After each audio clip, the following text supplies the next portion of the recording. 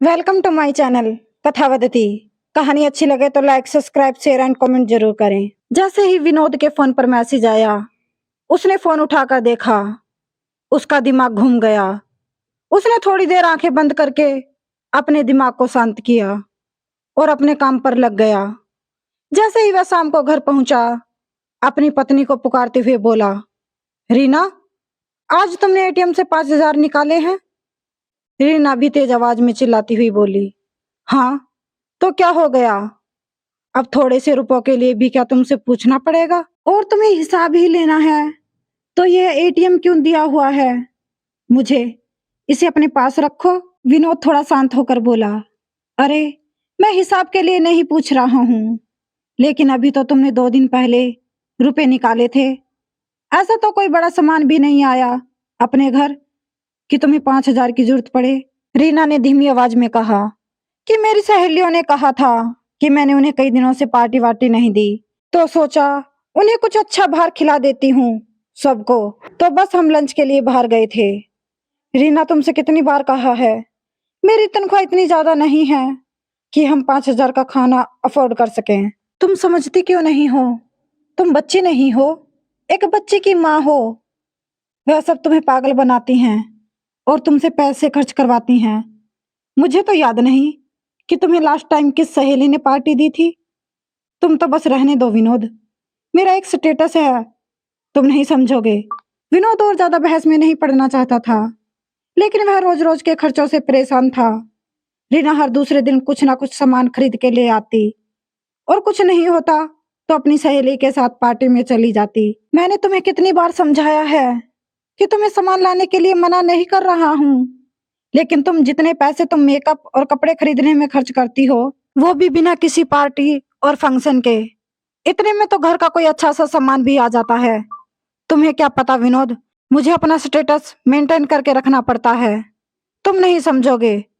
तुम्हें पता है औरतें मेरी साड़ी और सूट को देखकर जल जाती हैं। तुम क्यों नहीं समझती हो?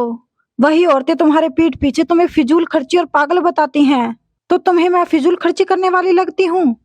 मुझे तुमसे कोई बात नहीं करनी। और सुनो, इस बार हम रौनक का जन्मदिन ग्रैंड तरीके से मनाएंगे। सब लोग बोल रहे थे कि रीना, तुमने कई दिनों से कोई अच्छी पार्टी नहीं दी है। मेरा भी इतना बजट नहीं है कि हम पार्टी कर सकें। मुझे कुछ नहीं पता विनोद, तुम तो मेरी सहेलियों में मेरी नाक कटवा दोगे। इतना कहकर रीना चली गई।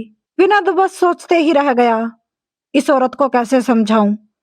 कभी भी कुछ समझने के लिए तैयार ही नहीं होती।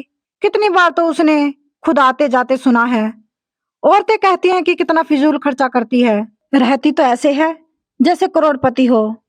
यह बात रीना को बताए तो भी उसे विश्वास नहीं होता। उसे तो लगता है कि उसको खर्चा कम करवाने के लिए मैं ये सब कह रहा हूँ। एक दिन विनोद शाम को ऑफिस से आया तो देखा रीना सोफे पर बैठी थी। वह भी जाकर पास में ही बैठ गया। रीना जाकर उसके लिए पानी लाई और चुपचाप वहीं बैठ गई। विनोद को थोड़ा अजीब लग रहा था कि ऑफिस से आते ही ढेरों फरमाइशें करने वाली रीना चुपचाप बैठी है। उसने जैसे ही रीना से पूछा, वह रोने लगी। आज मुझे तुम्हारी बातों का अर्थ समझ में आ रहा है। आज मैं इनविटेशन के कुछ कार्ड लेकर मिसेस शर्मा के घर गई थी। देखा तो वहां कॉलोनी की कुछ औरतें भी थी। वह सब मेरी बातें कर रही थी। यह सुनकर मैं गेट के पीछे खड़ी होकर उनकी बातें सुनने लगी। वह सब मेरा ही मजाक बना रही थी कि मैं कितना फिजूल खर्चा करती हूँ और कितना इतराती हूँ। विनोद, मुझे लगता था वह सब मेरी सहेलियां हैं, लेकिन मैं गलत थी।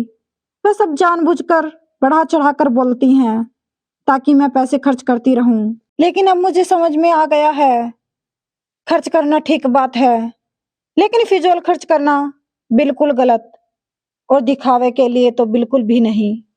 विनोद ने राहत की सांस ली। चलो, इसे देर से ही सही समझ में तो आया।